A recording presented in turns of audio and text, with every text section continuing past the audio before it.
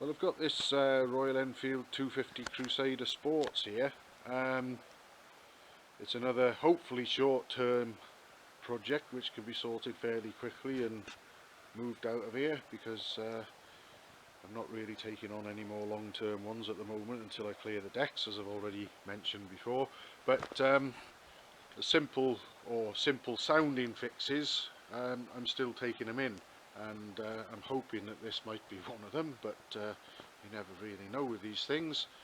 And surprise surprise, this machine's come in with reported gear selection problems, and I was just getting ready and making the machine ready to go for what I call a before ride, with the machine in the condition it's in as it arrives, before I start doing any investigation and work, just to sort of get a benchmark and see where we're at and what's wrong with it and what might be doable to make it better. And I checked the engine oil, there's plenty of that, although it's rather black. I've checked and pumped up the tyres because the tyre pressures were low. I'm going over it. I'm going to get it off the bike lift and go for a ride shortly. This screw here is where you check the gearbox oil level, so I thought I'd get that out and see if any oil ran out, and if not, top the gearbox up. Well, sure enough, nothing's running out, so I thought I'd just like to put some oil in to make sure, verify that there is actually some oil in the gearbox before I set off. And then I looked up at the location of the gearbox filler. Now at a glance I'd seen that this breather pipe had been added in the sort of Continental GT 250 style, and didn't really give it much thought at a glance, but some misinformed person has actually used the gearbox filler plug to screw an adapter into for the breather pipe. So God only knows if and when the gearbox has ever had any oil in it, or when it was last topped up or whatever, but I'm going to get that off now, and I'm going to make sure that there's oil in that gearbox before I go out on this bike, because I've been on bikes when gearboxes have locked up and it's not pleasant, and then you get even more of a sinking feeling when you pull the clutch in and it's still locked up, and then the next thing you're on your backside on the tarmac. So I'm determined to do the best I can to avoid that scenario. So next up, get that off, make sure we got oil in the gearbox, then I'm going to get it off the bike lift and hopefully go for a short and not too rapid ride on it, just to see what the gear selection issues are like on it, and then bring it back and try and do something about whatever may be wrong with it. Okay, time to go and see what this Royal Enfield 250 Crusader Sports is or isn't doing on the gears front, and anything else that may crop up as a result of riding it. Let's go and see what it's like as it was when it arrived here. I've been told it's missing or jumping out of gears. There's nothing like going and finding out for yourself to get a good idea of what needs to be done and what action to take and so on.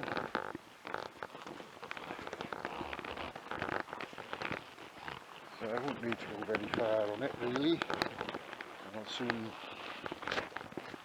know what's happening.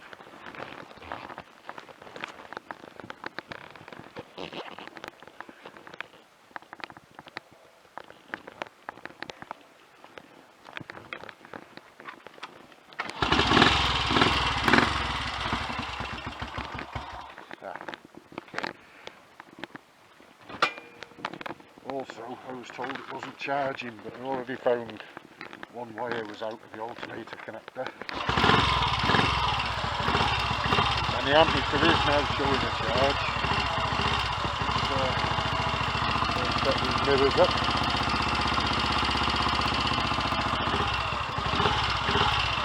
And off we go.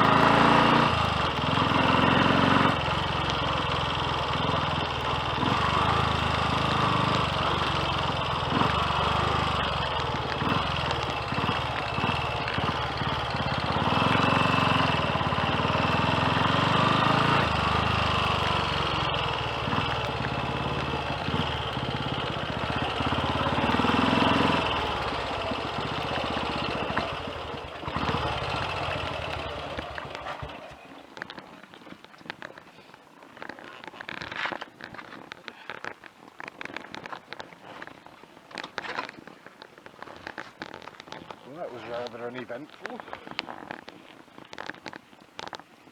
I never missed a single gear change there, changing up or down.